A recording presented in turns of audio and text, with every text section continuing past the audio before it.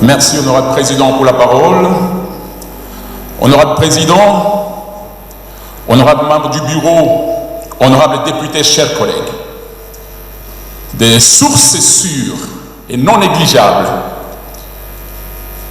il serait positionné à des frontières des pays voisins, limitrophes de la RDC, des troupes armées dont on ne connaît pas l'objet, mais ces troupes sont majoritairement venues des pays qui nous agressent aujourd'hui. Nous voulons savoir quand est-ce que nous en débattons.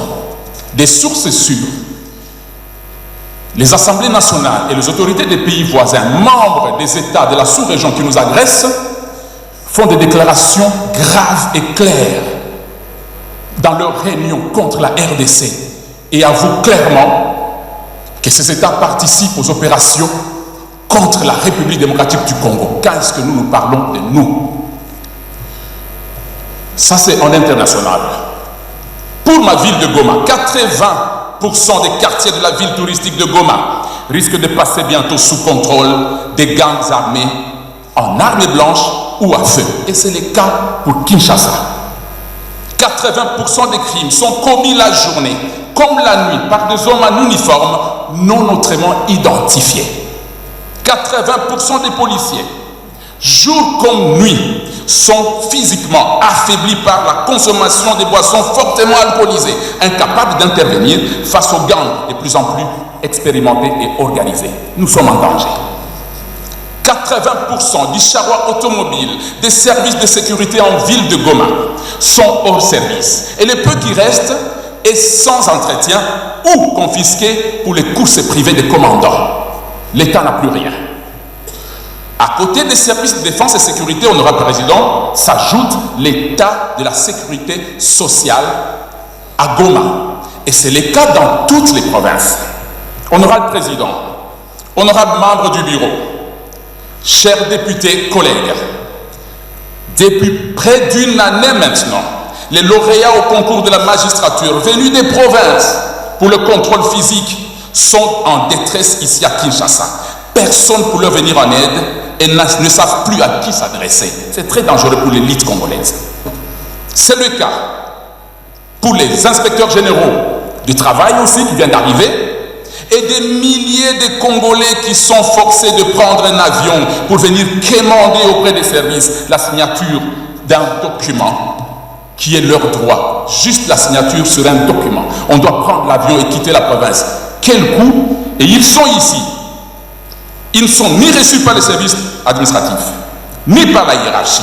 Ils sont obligés de passer de longs séjours à Kinshasa, sans être reçus, sans prise en charge, abandonnant leur famille et leur poste de travail en province au risque de tout perdre.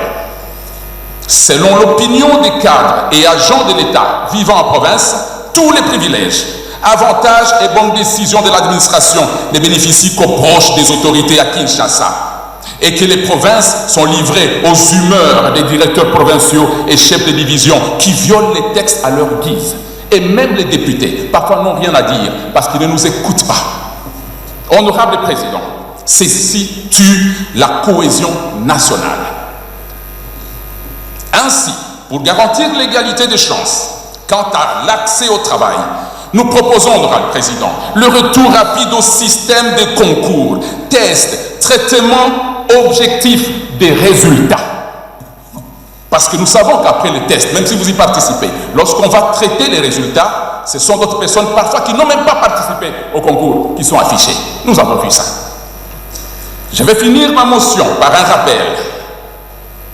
80% de nos collègues députés avec qui nous étions ici le mandat passé ne sont pas revenus.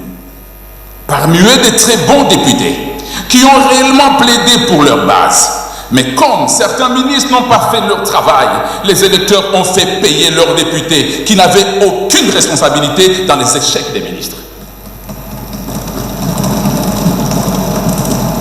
Honorable président, nous vous prions, comme vous l'avez promis, de faciliter le suivi sans complaisance des actions du gouvernement pour le bien-être de nos populations.